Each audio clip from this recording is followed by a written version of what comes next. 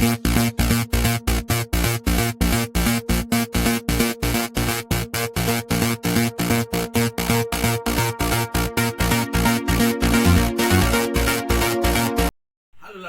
again I welcome you all in the class of design of concrete structure. So I hope you all are safe and doing well.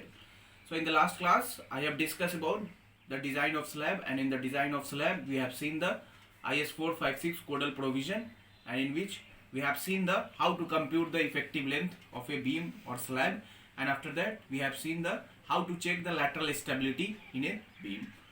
So for the effective span I told you that according to IS 456, for a simply supported beam, effective span is sum of clear span plus effective depth, or sum of clear span plus width of the support, whichever is less. Similarly, for continuous beam, I told you I discussed two cases. One is when our width of support is greater than clear span by 12, and another is our width of support is less than LC by 12. Similarly, I have discussed the effective span for the cantilever beam, and I told you the effective span for a cantilever beam is clear span plus D by 2. And for the frames, I told you the effective span is the distance between center to center distance between beam and column. For the check of lateral stability, I told you for a cantilever beam, the span, clear span should not exceed 25B or 100B square by D, whichever is less. And for a simply supported or continuous beam, this value should not exceed 60B or 250B square by D, whichever is less. So today I am going to discuss another topic, another IS codal provision, that is deflection criteria in a beam, and after that I will discuss the deflection criteria for two-way slab. So according to IS 456-2000,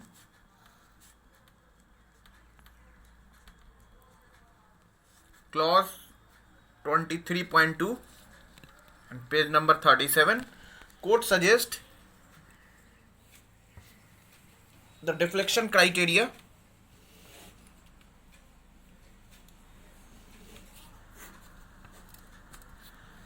so this is beam,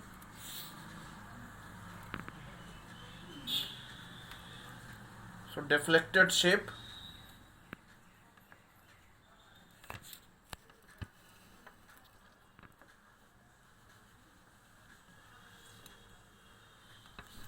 so this is delta,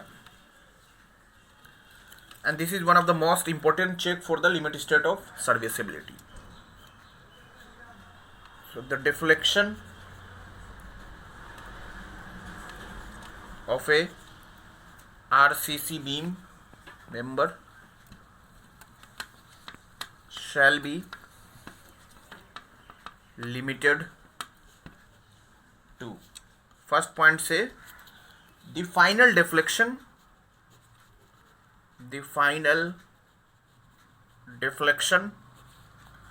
due to all loads, including the effect of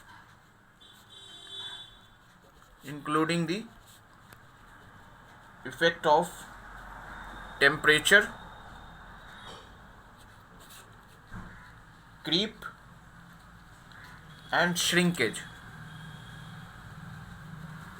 So this is the final deflection, shrinkage, and measured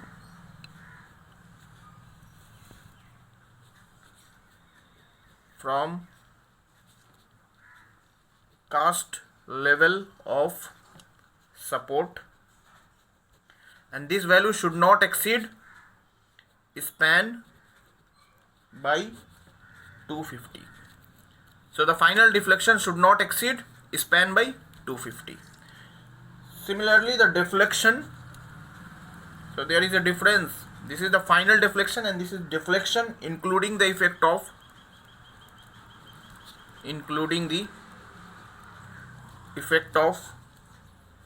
temperature, creep and shrinkage occurring after erection of partition and application of finishes after finishing work, and this value should not exceed span by 350 or 20 mm, whichever is less.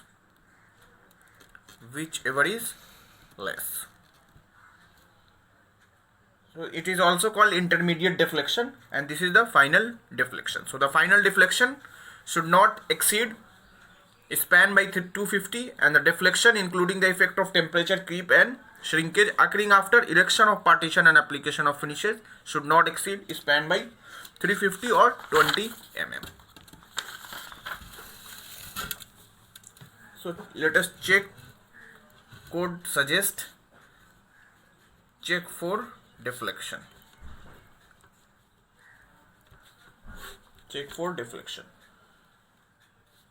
So for cantilever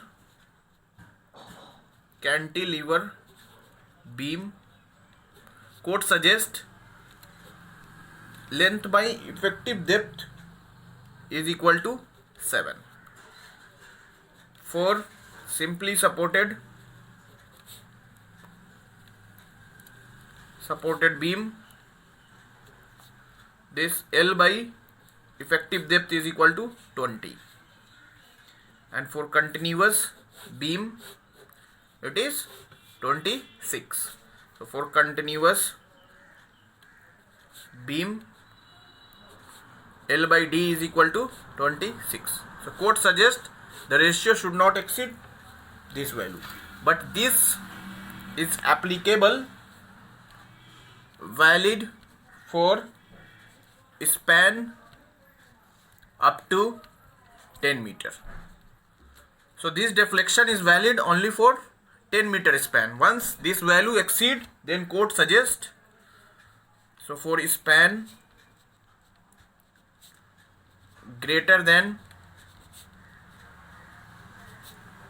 10 meter, that is L greater than 10 meter, so what will be the deflection?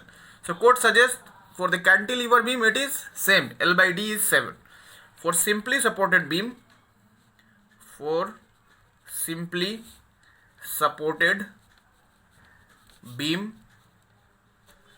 L by D is equal to 20 into 10 by span. So ratio can be computed with the help of this expression. Let us assume the span of a simply supported beam is 12 meter. So L by D is equal to 20 into 10 by 12. For continuous beam,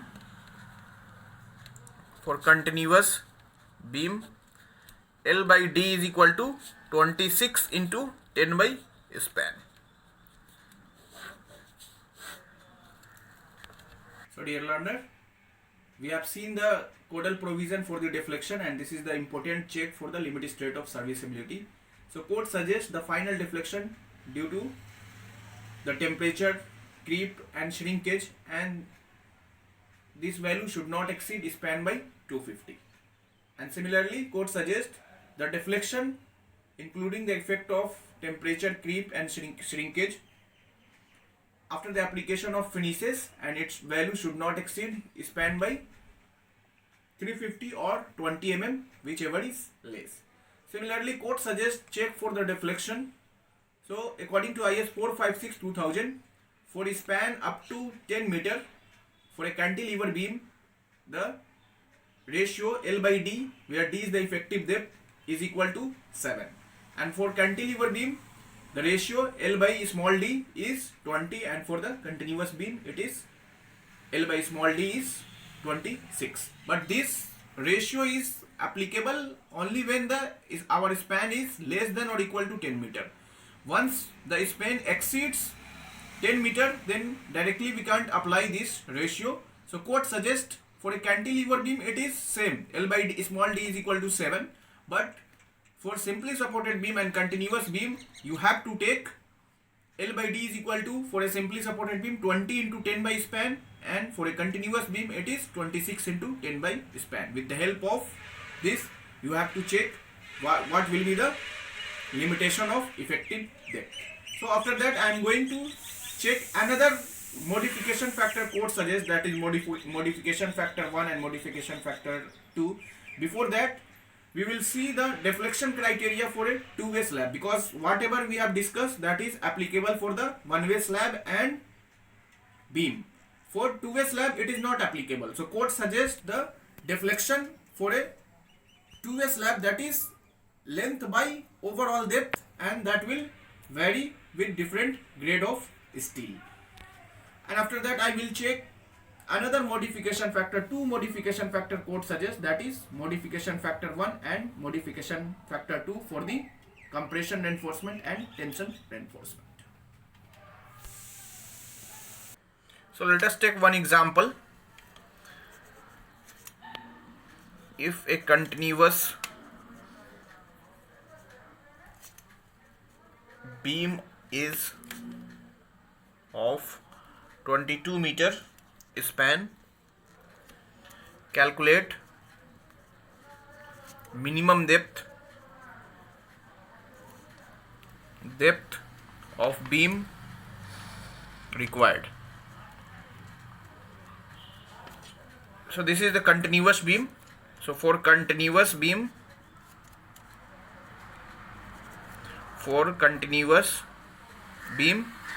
we know L by small d is equal to 26, but this is applicable when our span is less than equal to 10 meter. Here the span is 22 meter, which is greater than 10, so the ratio L by d is nothing but 26 into 10 by span, that is 22, and ratio is coming 11.82.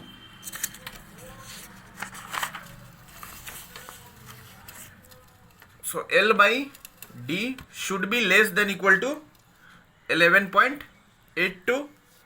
So d exceeds greater than equal to L by 11.82, and length is given 22, and once I convert in mm, so 11.82.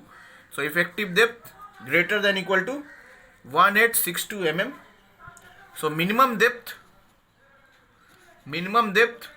provided is equal to 1862 mm.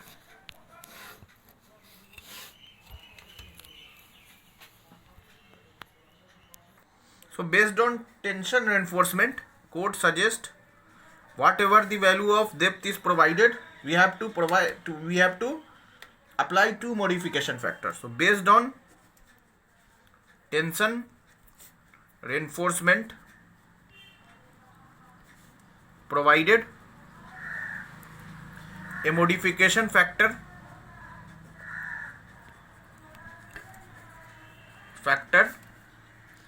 first can be used. Using, according to IS 456, using figure 4 of IS code. So this figure is graphical representation between modification factor first on the y-axis and percent tension reinforcement provided. This is percent tension reinforcement, and for different grade of different value of Fs. Fs is 120, 145, Fs is 1, 240, 290. Similarly, it is given where Fs is 0.58 into grade of steel into area of steel required divided by area of steel provided.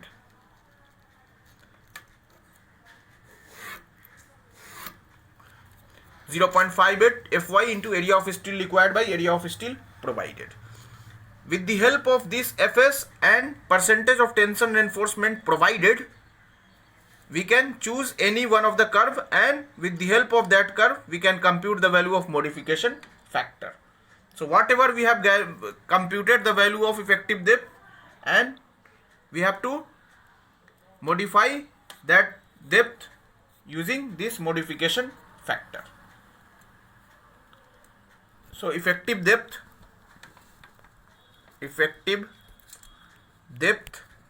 is equal to span divided by modification factor into A. What is this A value? So let us, this value is A, or if the span is less than 10 meter, so for a continuous beam this A is 26, and similarly for simply supported beam this A is 20, and for a cantilever beam it is 7. Similarly, if the span is greater than 10 meter, so whatever the value of this L by D is coming, you have to put, and another modification factor we have applied. With the help of that modification factor we can compute effective depth. Once I have applied first modification factor, code suggests another modification factor can be used for compression reinforcement.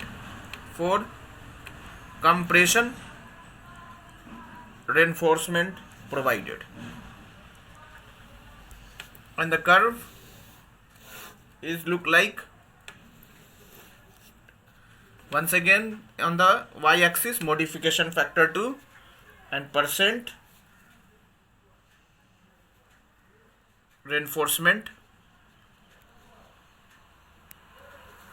provided,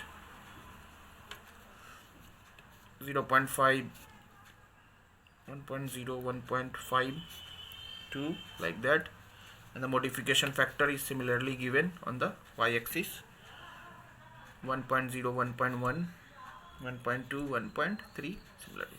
So percent reinforcement computed, and with the help of that we can compute modification factor 2.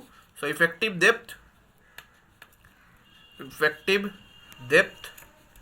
is equal to span by A value into modification factor 1 into modification factor 2. So this is the final effective depth you have to provide, where A value is 7 for cantilever beam. A value is 20 for simply supported beam, but there is condition if L is less than equal to 10 meter, and A value is 26 for continuous beam if L is less than equal to 10 meter. Otherwise this A value will change if the span is exceed 10 meter. So this A value will change for simply supported and continuous beam. That is, modified A value is 20 into 10 by span and 26 into 10 by span, and effective depth can be computed. So these are the checks for one-way slab or for the beam. Similarly, IS code suggests for two-way slab,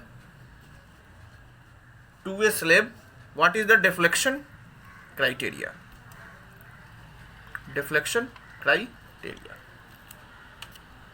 So deflection criteria for two-way slab, code suggests L by capital D ratio.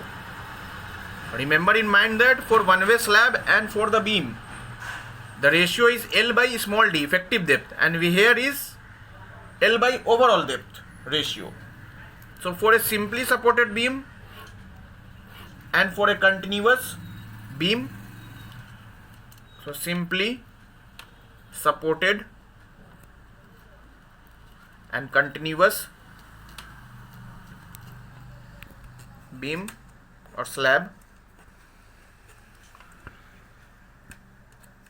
it is coming 35 and 40, but this is for mild steel.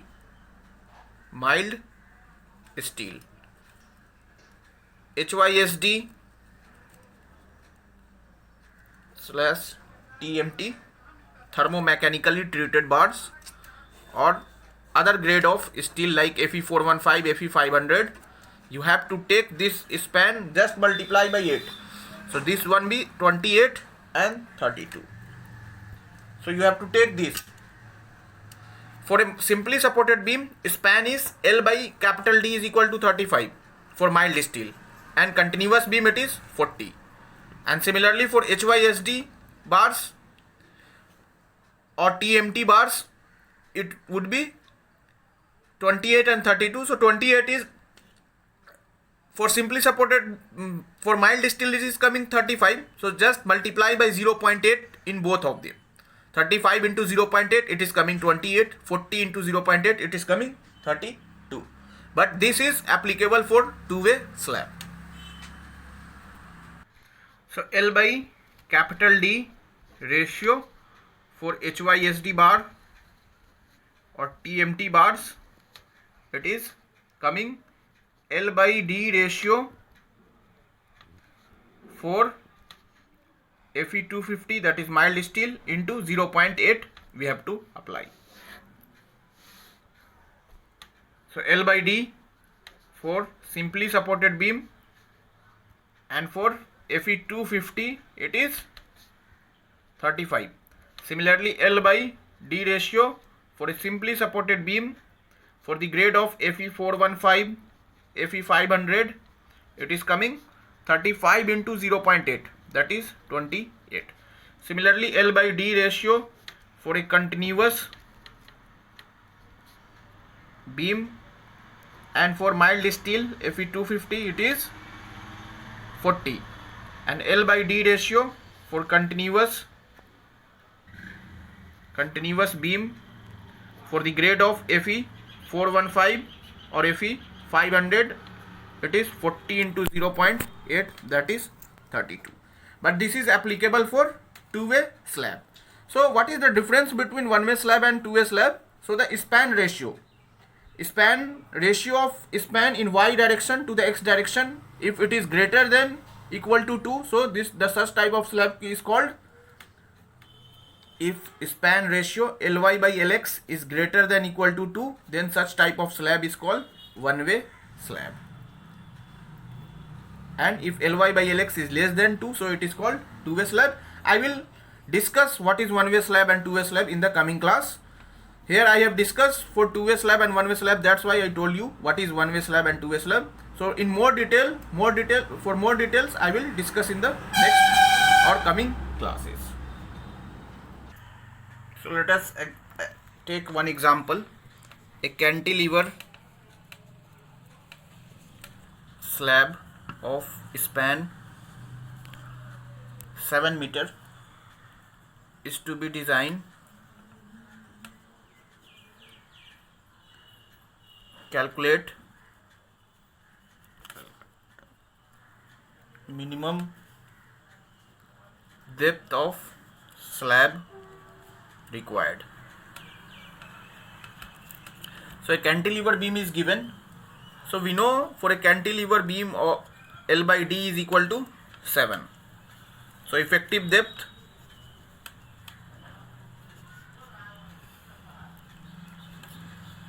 D is equal to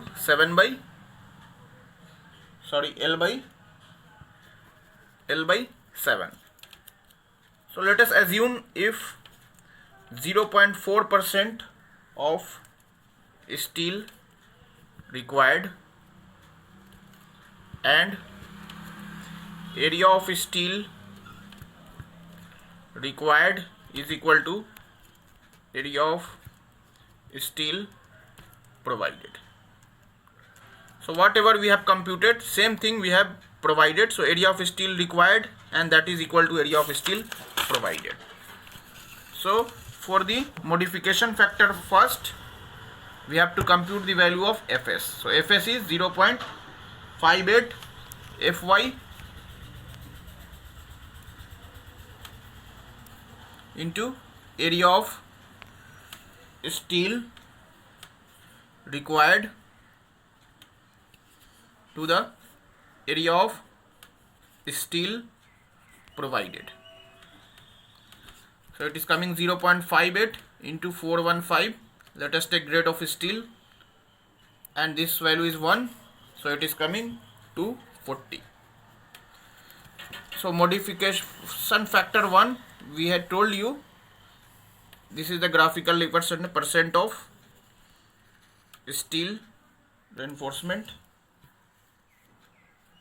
steel tension reinforcement. This is the modification factor curve for Fs, different value of Fs. So with the help of this curve, for 0.41% of steel area tension reinforcement and modification factor is coming, and Fs is equal to 240.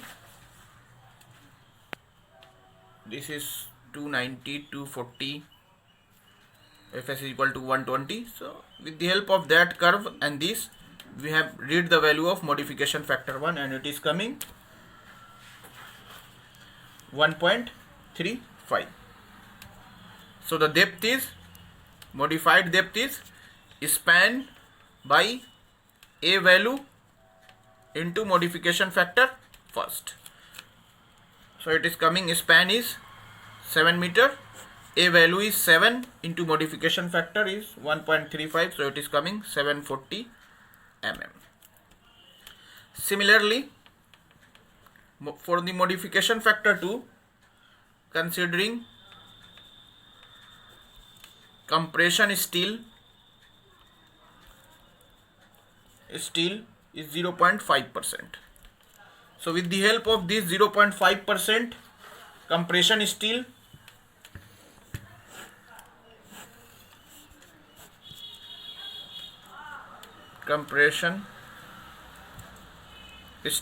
and this is modification factor 2. So we have read the value of this one, this is, and let us assume this value is, modification factor 2 is coming 1.15 for 0.5% of steel. So the depth required is equal to span by A value into modification factor 1 into modification factor 2. So span is 7 meter, 7000 divided by 7 into 1.35 into 1.15. So it is coming 645 mm. So this is the procedure how to compute the value of depth required. So firstly we have to compute the depth with the help of Codal provision, and after that we have to apply two correction, that is modification factor 1 and modification factor 2, and with the help of this we can provide this value. So dear learner, today we have seen the how to compute the minimum depth or effective depth for a slab. So we have seen the deflection criteria, and code suggests that for a cantilever beam, this span by depth ratio, that is effective depth ratio, is equal to 7 for the cantilever beam, and for a simply supported beam it is 20, and for the continuous beam it is 26 when our span is less than equal to 10 meter. Similarly, when our span is exceed 10 meter, so for the simply supported beam and continuous beam it is L by D is equal to 20 into 10 by span, and for a continuous beam it is 26 into 10 by span. After that, code suggests two modification factor we have to apply, that is for first modification factor for the percent tension reinforcement, and for the second is percent compression reinforcement. So for the first modification factor, code given a figure, that is graphical representation of modification factor 1 on the y-axis and percentage of tension reinforcement and different value of Fs, where Fs, expression of Fs suggested by code is 0.58 Fy area of steel required by area of steel provided, and with the help of these two we can compute the modification factor 1. Similarly, for percent compression reinforcement we can compute the modification factor 2 by just with the help of percent compression reinforcement read the value of modification factor 2, and effective depth can be provided as span divided by A value into modification factor 1 into modification factor 2, where A value is, I already told you that it is 7 for the cantilever beam, 20 for the simply supported, and for the continuous it is 26, but this value is valid only when our span is less than equal to 10 meter. Once the span is exceed, so this A value will be modified as for the simply supported beam 20 into 10 by span, and for the continuous beam it is 26 by 10 by span. So in the coming class I will discuss what is the percentage of tension reinforcement, compression reinforcement provided in the slab and design of slab. So take care of your health and happy learning.